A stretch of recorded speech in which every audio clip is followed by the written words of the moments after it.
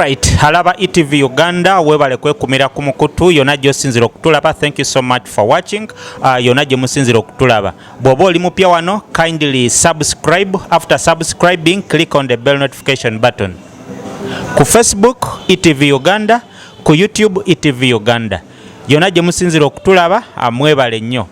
Olunaku lwa leero tuli ba mukisa, tuli ne senior comedian Amoto Mubalanguzi. Tugenda kubanga tunyumya muko naye akatunutuno. Ogamba otya Ssebu? Je ndi muganda wange. Nsanyisa okubeera nga njogera naawe. Olusigwe gusosereza guno gwakubiri. Lutwasembeyo kwogera nga ndi mukulonkinga ekizigo tekyanoga. Kyanoga? Byaksi. Bigenda bitya? Mpola si bibi. Batugambye waliwo ekibba bakazi. Abadongo muganye okuwasa abagenda banyagako abakazi babawase. Of course nti ekyokubba abakazi kyaliwo dda. Ababasuubuzi bababba, ababasirikale bababba, buli muntu asobola mubbako omukazi. Ensi eri bweti tewayateredde buli muntu kabuyo wabeera wa addukayo ate wabeera wajja. Omuntu asobola okutwalako omukazi ate wabeera watajjeewuwo. Nwabeera omusajja omukazi bamutwalako omusajja ate nwabeera omusajja akola ki. So embeera bwetu nammwe mwennyini babatwalako abakazi. Amote tulaba nko ku mbaga yo oba kwanjula oba kukyala obikola ddi? Lwakuba nti oluusi lwembikoze sikola drive. Okitegedde. Ebintu oluusi mbikola naye nga sikoze eki. Sikola drive nti ntekeyo ekimotoka ntekeyo n'ebyuma nange tyabange ngenda kugira. So byangu nnyo ebintu okwanjula mbaga yembaga lwenebeera wera of course nja kubamba buulira. Ye nja kuba ya mutawaana nnyo naye okwanjula of course obwina wani gwe yanjulira omuntu bazadde ba mukyala kumanya abakunaawo okitegeera naawe bazadde bo ne bamanya ki omukyala sibe kiri. Kenzo Rema yagenze olw'okuba Kenzo yaluddewo okukola emikolo. Kisoboka okubanga kyali bwe kityo naye nga bumanye schedule ya Kenzo ebadde nzibuzibu nga buli omu bw'odde ogiraba. Singa byalinga boolaba Geoffrey Taaya wayimba ne mukyala we Saamu Gombya ne Sophie Gombya nga bakitegeera kyali badde kibanguyira naye oli bali mu nnyumba y'emu ne buli muntu ali mu bbandi yiye. Omukyala ayimba yali solo n'omwami naye ali solo kati oli agira n'agenda ebweru afuna concerts n'abeerayo wiiki emu mwezi so ndozambi omukazi n'aba akakola ki nekimuzibwaliramu. So mpola as time goes on ajja kufuna Kenzo omukyala oba oli awo gwanatambulanga naye. Kakati Kenzo gw'omuwa amagezi ki mu mbeera eno gy'ayitamu? Of course amagezi gemuwa gakuguma akimanye nti tekituuse ku ye yekka kyaliwo ne mu Bayibuli kimanyi ne mu Kurani akimanyi nti akagambo ke bagamba nti kyaliwo bwe kyali emirembe n'emirembe nti si kipya kyaliwoko era bwe kyali era bwe kiriba.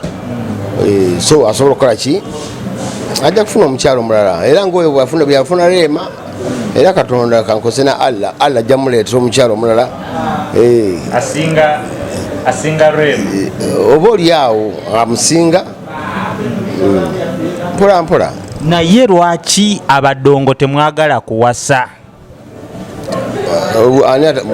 Abadongo temwagala kuwasa baana b'abendi mubazaalamu buzaazi? Awo tuwayiriza abantu bangi bakoze embaga nga batono. Bobi Wine yakola embaga simuti yali mudongo. Bebe Kulu ani Chameleone yaye yakola embaga tali mudongo. Bebe Kulu yakola. Bebe Kulu tanna bandooza tanna bakola embaga. Embaga ejja kukolebwa mpola embaga sigundi. Embaga teringa kwegemesa. Nti obeera bane balangiridde meningitis bemutegemese balanze simanyi Bella Wine ani Lubera bwemutegemese mujja kufuna obuzibu hepatitis B ebitegeera. So embaga si oba tonnagikola oba ogikoze mugikola mu kiseera ekituufu. Terina kuba ya pressure nti ate tokola mbaga nti abantu banakira batya. Kola embaga nga gwe ne mukyala wo muli stede bulungi okitegeera. Kuba nze embaga nze mukazi wange mwagala nnyo okusinga embaga. Alright, halaba ETV tukyalina Amote Mubalanguzi. Amote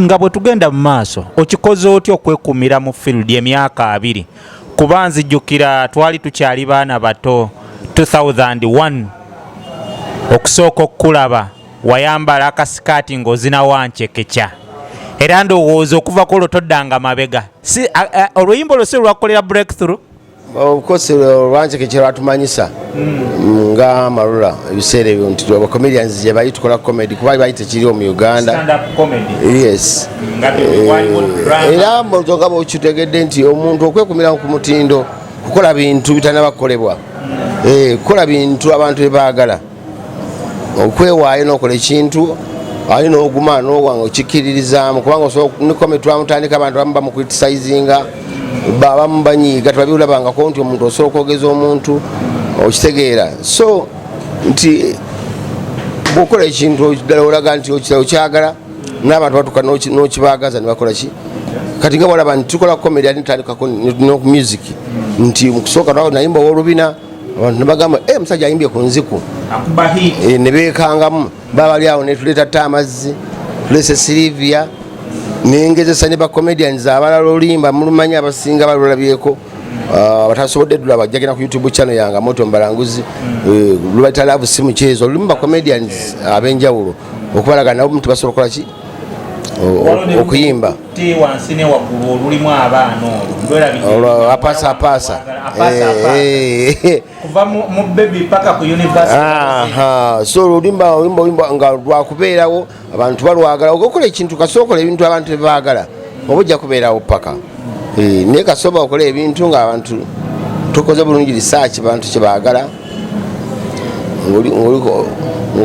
okola byakusanyusa famire yo oba owedde Amoti Amalula family mwagitandika ne Pade Bitama n'abalala ba Messe ekintu ne mukitambuza naye Pade Bitama bwe yafa Amalula family nefa lwaki temwagenda mu maaso n'abantu be mwali nabo of course ekyeyo nti ekifaananyi kibaali batulabiramu nti already Pade Bitama mukufa already yali yavaamu ddanga agivuddemu ali mu byabufuzi then ate wano fe abasigalawo netubanga buli muntu ayina endowooza ye okitegeera ekyokubeera bosi kikulu naye okubeera nti kinagambe nti okola ekyo totandika okulowooza ekintu ekipya abantu kyebaagala nobanga gwoyina engeri okyagalamu nti abantu kyebaagala ate abalino nga bakola ki baagala kusigala mu mbeera eri endala nti mu industry ne entertainment rebranding kikulu okubeera nga omuntu abamu tebadde omumanyidde mu comedy ngekka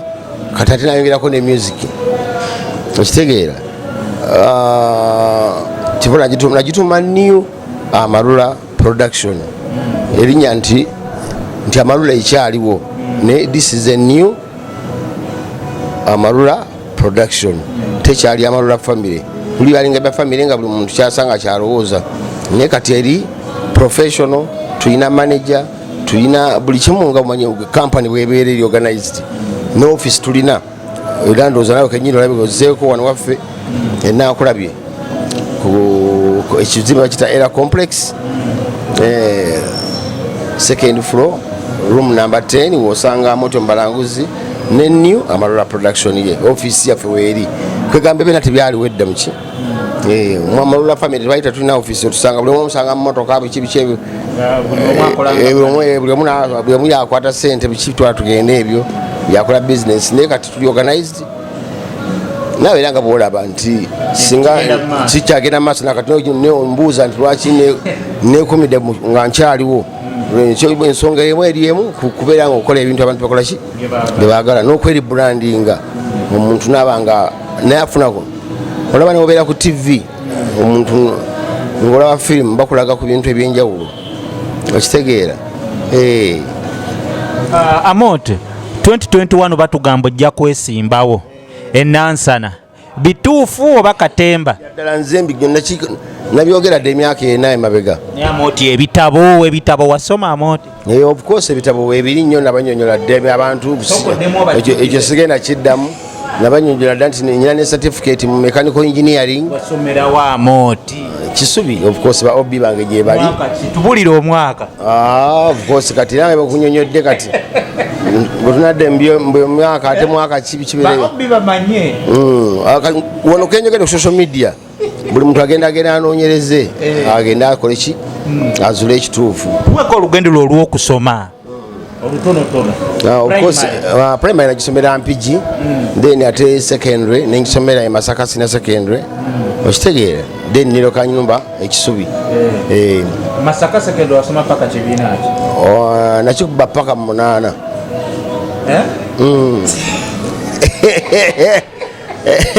Siriya y'omunaana. Kozi bamwagala senior 6 mbikugambi mbiyogeze. Yaha, nakikuba uba omala senior 4 ogenda mu S5 n'ogenda senior 6. Nakikuba mu 8.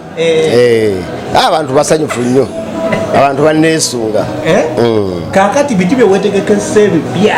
Ntombuza manifesto ebitya mu manifesto abantu sijogere manifesto sijiwayo. Kwa abantu akisinza abantu olwaki banjagala nesimbewo nti nyine ebintu byembakoledde nga ate sinesimbawo. Era bweyita mu Nansana Matala gaaka enguudo bazikola nze nabyogerako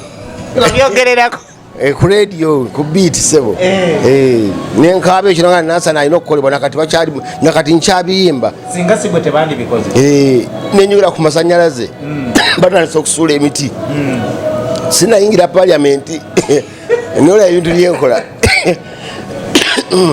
ensonga ekifuba kyagala kunkwata kiraka gwo kindeetedde ndoza amalubera gwo mundeetedde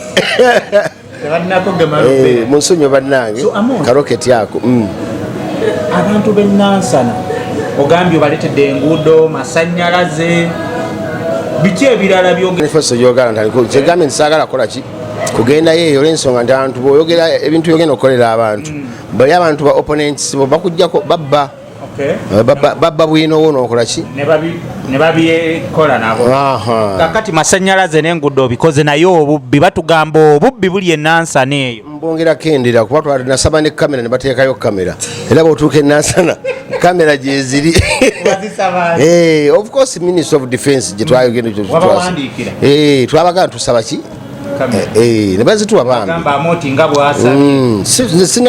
siwandika nakuwandika kubanga obiwandika oluusi ne bitatuuka ne bikoma ku reception kuba ebbaluwa nyingi zibafuna ku radio kwetwogerera nga bannange twagala kino. Era kimanyi ne gavumenti gye bujja bayira tejja kutunulira nnyo ebitabo ejja kuba nti omuntu newaba amaze S4 ne mu senior 3 omuntu asobola okuba nga ategeerera bulungi nnyo ki abantu be kubanga bakizukubeera omukulembeze tekyetaaga bitabo bingi tikiraga bitabo bingi kumanya abantu kyebaagala ate ng'osobola okunyonyola mu lulimi oluzungu. You can express yourself in English, you know that kind of stuff yenyigizawo okwogerako nti kyekikulu kya byonna kuba abantu bamadde munyamaanyi balonze abantu abalina degree nga tebalina kyebabakoledde nga bebasinze okutunda ensi so bamadiguli babafunye biwedde nga balinganga basindise abaana bapittu. So nze kati ekyebitabo nze situnulira nnyo kirina kubanga kyetagisa kikulu naye tekirina nnyo kyabantu kisaako nnyo sira nti n'omuntu tagenze ku university tayetaaga tukiikirira. Kakati tugenda kuddakoko ku nsonga za Sheikh Nuhu Muzatabate yavaayo n'ayogera bye yayogera ku Eddie Kenzo n'amugamba awase nnyina balavu nega tebawasa. Bingi ebize bibeerawo bangi bawogedde Kenzo n'avaayo n'akaaba amaziga lwaki bamugamba okuwasa nnyina. Embeera eyo tusooke n'ebigambo bya mukadde waffe Sheikh Nuhu Muzatabate gwe olina ndowooza ki ku ekyo? Of course Sheikh Nuhu Muzata sawulirako ng'agamba nti gwe Kenzo osegedde gwe Kenzo wabula ndowooza yayogera nga akigeneralizinga ku bavubuka bonna abawoza nze njagala mpasa omukazi ng'alina qualities ng'eza mama wange okitegeera ndowooza n'agamba agenda okole ki so ndowooza maybe Kenzo n'alowooza nti ki bakitadde ku naye sawulirako Muzata ng'agamba nti gwe Kenzo okitegedde so ebyo bijja kuggwa era buli omu ne buli era ne Kenzo naye ajja kudda mu mbeera ne Muzata naye muntu mukulu taata we abataata we ate bonna bannayuganda ate bonna basiraamu bajja kutuuka basinkane banyumyemu balina ekyemisana agamba Kenzo yagambye nti yabivuddeko oluvannyuma lw'abantu bangi okumwegayirira nti bayogeddeko naye Katikkiro yamwegayirira n'afuna essimu mbu okuva mu State House. Sheikh Kasule Ndirango akulira ekiwayi ky'ekibuli naye n'ayogerako naye. Olowooza ensonga ya Kenzo ebadde nnene nnyo okuleetamu abanene abo bonna mu ggwanga? Kubanga nayo nti abantu bamulaze okwagala. Kenzo byakoledde Uganda bingi, so Kenzo bw'alaajana ku social media n'agamba naye munyambe kino kinstressinga kimbobye omuntu ekinyiiza mpulira emirembe sirina. Abantu abo bonna b'oyogedde bamukubira amasimu kikulaga nti bannayuganda bakola ki, bamwagalira bamulumirirwa. Kuba waliyo abantu asobola okugamba, waliyo artist asobola okugamba naye ndi wano mbonaabona nsaba kunyamba ng'abantu tebalabawo byamagezi byabakoledde okujjako mu kusindikira obusindikize poliisi emukwate ekole ki, emusibe. Naye banga Kenzo afunye omukisa okubeera nga asobola okukansolingibwa, Katikkiro bwa kansolinga kitebanga Kabaka akoze eki, kubanga Katikkiro mubaka waani wa Kabaka. Kabaka baba akulyo akukakkanyiza n'ayogera naawe gwani asigala nga okola ki, owanika ebbango era okakkana n'ogenda mu maaso n'emirimu gyo. Ebyo Amoti Kasooto agamba ki? Si Kasooto yekka, agamba ttiimu yonna. Waba obuuzaako omuntu omu mbanze saagala byakusosola ttiimu yange. Tusookere ku oyo Kasooto gwe bikolera mu gundi yo nga kampuni yo, naye nze saagala byakwawula. Gamba abaana bo bali batya? Abaana bange bona bali bulungi. Kapaapaali, Kajegere, Kasooto, Small Boy, Jamila Galebera, ttiimu yonna, Nap Warriors, ttiimu y'abantu 10.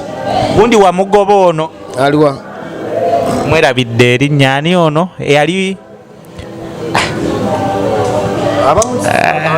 abamu tetubagoba, abamu jasiba Kapere wa mugoba. Kapere yasigalamu amalula family bwe nagamba nti ntandise nnyo Amara production, sina muntu mukadde gwe natandika naye bonna okitegedde, kubanga baali bakola ki, bakyaliyo eri. Omuleke yasiraanire eyo. Of course olimba lwaita batako tomulabamu, yalokoka n'okulokoka nga anoonya mmere. Ojja kwogera naye akunyonyola ekyamulokosa. Sisobola musula kubanga nze namugjayo, nze namuleeta, sobola musuulirira. Ate nti mu bacomedians tulina baana nezo mpalana ziri permanent, nti omuntu owala n'omuntu Kapere ntandika nti omulana nga nze namuleeta mu system, abula bamulumirirwa nti ene system empya takikola ki, tagisobola. Ate nga naye abadde amanyidde okubeera nga ali solo, era gyali asurvivinga. Era mujja kuba mulaba nti munabawo project yeetagisa Kapere, nja muleeta nga bwalaba oluyimba lwenakola olwabbatako. Kapere mwali sobola musuulirira, kuba si gwakwawula bantu, omulimu gwagatta bantu nakwongerako bantu balala balina bitone. Tutunuulire comedy we watandikira 2001, ndowooza ne comedy yali tannabeerawo. Waliwo theatre plays twalanika 1998 nenga okumanyika 2001. Kakati tunuulira comedy wa 2001 ne gye mukivuze ne mukituusa, gwe muli oli mumativu ne comedy watuuse kati? Of course comedy ndi mumativu nnyo watuuse, era naawe abantu obalaba, singa badde sini mumativu nakyo wandibadde olaba abantu tubakola ki, tebajja. Abantu batendinga bogenda mu comedy store gye bali, comedy files gye bali, theatre factory gye bali, fun factory gye bali, bajja ne bawagira abantu, okitegeera. So mu comedy nights zonna eno just comedy bajja abantu bakola ki ne balaba. So kikulaga nti comedy ayongera kukula. Abaana naffe bennyini abacomedians abadde baliwo twongera okuinspiring abaana abato, okitegeera.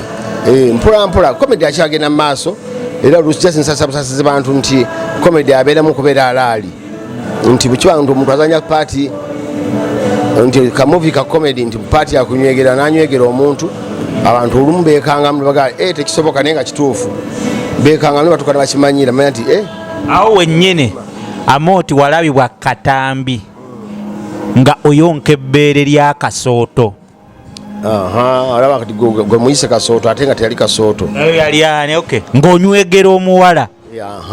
Kyegambe nti comedy kyalimu ebirungo. Kyalimu script. Of course kyalimu. kyali mweramu abantu abamu beekanga naye abamanyi comedy gyalaga ekyabasanyusa era kati akantu kakyatambula kyengezaawo okulaga nti comedy akimbasaasira nti comedy akyeyongerayo ku level endala. Awo wennyini tulina obuzibu mu comedy nti osanga bakomediani basatu babatadde ku sheemu naye nga bonna balese skiti ezimu ku stage. Ono n'akola eya munne gy'avuddeko n'oli najja n'akola. Lwaki bakomediani kati abajja tebali original?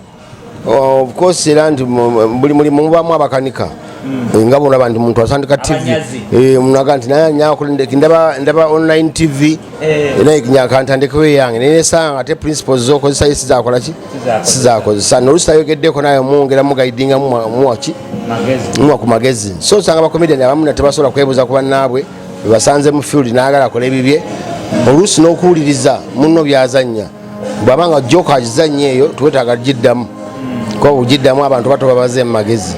So mpolampola bagenda bayiga nkakasa abantu abo baba bakikola kuolwo abalaba ate oguddako tubasobola kukiddamu kuba n'abantu babagamba nti eyo joko gyozannye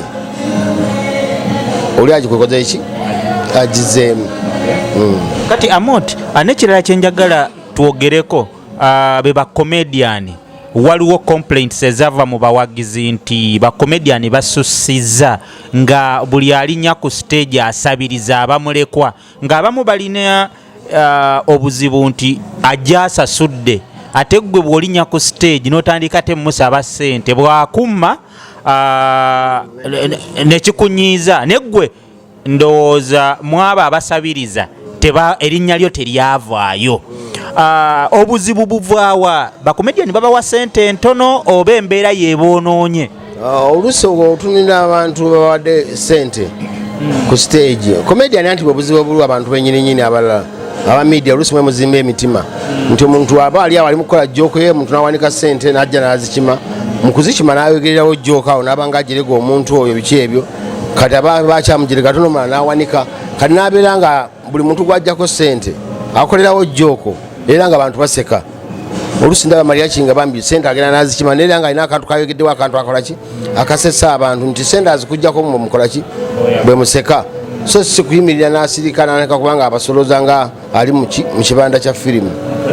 Oza omuntu tosobola kukola komedi n'osesa abantu oba ne bakuwa ssente naye nga tovodde. Abantu abamu bagamba nti ekibanyiiza bajja mu komedi kwewummuza akazene ka girlfriend abamu tebajja na bakazi beewaka kakati gwe n'omulabisa akuwadde omutwalo kwegamba tulina suggestion box nti otumala okukola komedi nti bane suggestion zija muleeta naye as time goes on bakomedians abadde bakikola bajja kikomya kubanga nabadde mbagamba kubadanize sikyagala comedian genda kuneka kubanga oza performinga osanga nti n'obuskits bwandibadde ozanyira abantu bubivaamu osanga sente zikututte kubanga nabirabako dda twabikolakoladde ebyo okitegeera ate kyanyaba nti kuvira ddanga talika comedy zisakikolako naye bamu ku bannange byesanga obwongo nempuna ekyokuyiga nti omuntu ate obwongo obuteekanyo ku ssente obwesanga abantu bakoledde eki so mpolampola bajja genda comedy akyali muto abibamaki abaddewo ebbanga liwerako naye akyali muto okusinziira ku nsi endala ezakulakulana nga biziri nti ebintu ebimu bijja kukyukamu mpolampola babe nga tebakyasolooza ki tebakyasolooza ssente naye nga tosobola ku muntu obwavu bungi copyright law tenabeerawo eriawo nti omuntu akola ejjoku ye nti wagikola aginako right abe nga afunamu akasente so abamu tebasolooza ssente ezo bwagazi mbeera mbi embeera ebyo nezibagenda okumusasula ku mulyango okitegeera amaliriza ebizibu bye naye bijja kukoma mpola as time goes on tubabeere patient nga naffe tugumiikiriza abantu abala mirimu gyabwe osanga taxi ezimu zitesa abantu 5 temejja kutuuka nga 2 oba omuntu 3 ku mutto mpolampola nammwe mwennyini nga mutukolako interview ogenda okujja okunzijjako interview nga wansasudde dda nesawa zino interview nkujja nkoya bwereere n'ofunamu nawe akasente n'obaawo ate obusente si bungi nnyo obwofuna kubanga abantu abali ku internet si be bangi nnyo ekiri awo. Amot tuddeyoko emabega otandika komedi wo bantu ki abakuinspiring okuyingira komedi kuba ebiseera ebyo Uganda komedi waaliwo plays mizannyo mu mizannyo mwalingamu era ba comedians era omusajja omu eya inspiringa yali bamuyitanga Disani mu biru yazanyanga n'embuzi yazanyanga omuntu omu n'embuzi theatre nejjula so nolabanga ku vidiyo bwe nemulabako ne live lumu yajja kusomero najja nazanya oli wogu era wayitawo wiiki emu nenzanya nange omuzanyo ne munnange twazanya babiri okitegeera naye nkyakyewuunya kuba nga lindoza mwamu senior 2 nenzanya omuzannyo nga tuli babiri holo nejjula so ebyo bimu ku bintu byakolaki kati ng'ogyeko n'okubanga Disani azze ozaalibwa naawe ekintu okiri kubanga okuva ddala mu nasale ng'omuntu akulaba olinaki ng'obasesa comedy omulina oluusi kiba kizaale so n'okyongerako bwongezi ne inspiration ogifuna kubaki kuba artist abalala omuntu omulala yali Eddie Murphy okitegeera awo nabona nga comedians nga mbiraba owabera ebiralabangawo ebiseere ne movies Eddie Murphy abona kati akyazanya movie olunaku lwo luwaso ne Didi comedy show agirabako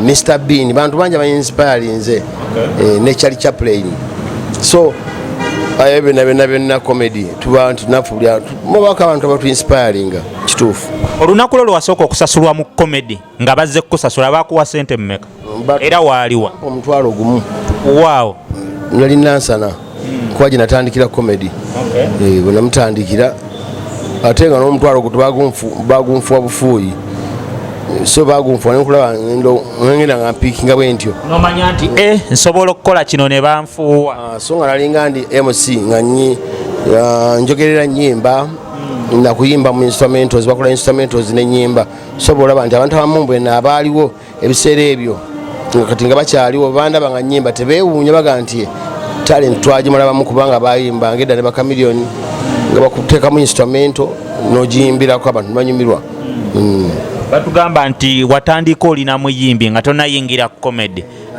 neyita na bugiwugi 4 voice change nga amaloboozi nga kyusa okukamala kyekyagaana kitya kyekyagaana bugiwugi of course nga bumanyi nti ate nengenda ku radio erinnya lirikyuka nembeera amoti nga nkola comedy ku radio kusimba kati myaka ndooza giringa 18 bwe wagitaba 18-19 nga ndi ku radio nkola comedy industry like right now osuubira future kijja etunuulidde biki ebirina okukyukamu ng'ogyeko ekyogamba nti copyright naki ebifo awasanyukirwamu abantu awakolebwa comedy weebali abawagizi weebali kiki ekikyabuzeemu kyemulaba nti kyekirina okukyukamu ekirina okukyukamu nti ekireetera okukyukamu kiri just support just government eteekawo department nga bwalaba basambi b'emipiira nti muntu ava eri babayita baskiima baba ajja nanoonya babayita bascoutinga ba agents nti government esobola kuba ne ba agents baayo nebasindika mu bifo ebisanyukirwamu neraba nga omuntu oyo alina talent nemuwa support nabira department eyo ekwasaganya nebawa support nebongera okututumula ebitone byabwe neba nga Uganda eyongera okumanyikibwa mu comedy ku nsi endala nga bwolaba abaddusi b'emisinde nti naffe tunyumirwa tusanyuka n'owulira nga omwana addusa emisinde ensi yonna nemanya nti ki Uganda gyeri kyekyo sobola kubitunda omuntu kwetunda mu nsi endala nga tutufunye support owesanga wetaaga kamera ezakabi wetaaga ebintu ebyobuvunanyizibwa nti omuntu akolera script ennungi ey'omulembe okitegeera kuba firimu yetwalira firimu emu esobola okutwala miliyoni nga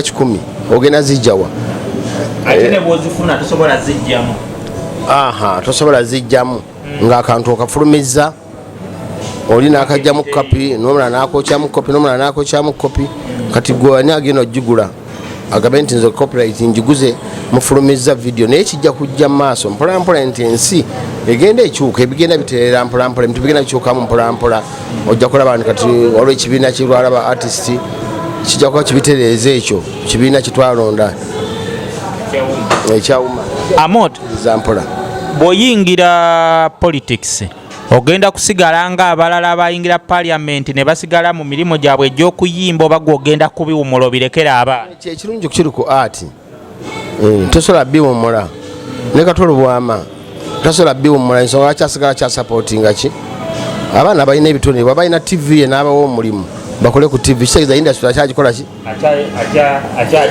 gw'omuwuliddeko nti ali mu lufula nti yakoze butya asigala ali mu entertainment bw'oba oli muyimbi oba Bob Wine yatandise okubeera mbyo ajja kulabira nga asupportinga baki abayimbi tajja gamba ate ntandise butya y'ennyama era ne baba bagitandiseewo era si abavubuka bafunye eki emirimu so wano tuli okwesupportinga so si nti bw'otuuka waggulu n'ofuna n'obaako otuuse ate weerabira abantu abalala ki ensi ejja kuba tekula yamba abaana abato kubanga bagenda okufuuka ki emiti emito gye gigumiza ekibira bw'oba kotogera oba weekotogera wekka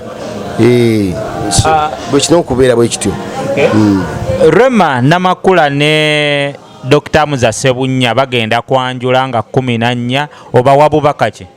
Of course ate bubaka ki mbagaliza mbaga nnungi ey'emirembe era ey'essanyu kuba baagalana kyekyo bazaale n'abalongo of course era baba baagadde yes bebaga Katonda nga yagadde kubanga balongo tebabalamirizaako olweddeyo omuntu ng'ali mukwano n'agamba njagala balongo ne bajja awulidde bajja buzzi so mbaagaliza mirembe n'obufumbo obw'essanyu. Alright, alaba ETV Uganda tubadde wano nga tuwayawaya mukono mukulu Amotyo mu balanguzi. ETV Uganda kwe tuli mwebale nnyo kwekumira ku mukutu. Yonna gy'osinzira okutulaba, thank you so much for watching. Kindly subscribe bw'omala okusubscribinga, sharinga. Amoti tweyanziza obubaka obusembayo eri abawagizi. Simanyi muzanya ne music ku TV yammwe. Bambi kirungi mubikola nakyo mugende maaso mugende namwe ku YouTube channel ya Moto Mbalanguzi mujonyeyo obuyimba obwo mujja busangayo ne bu comedy nabo comedy tuli mu kufumya comedy omupya ajogera ne ku TV so abantu balemereko ate basigale nga bakyayagala channel ya feno ya ETV ndoza ile ku entertainment so kyakabi nnyo mwebale nnyo kuba basajja bali innovative mwongere maaso no ku inspiring abalala kibenga bintu Uganda egenda maaso nalo. All right.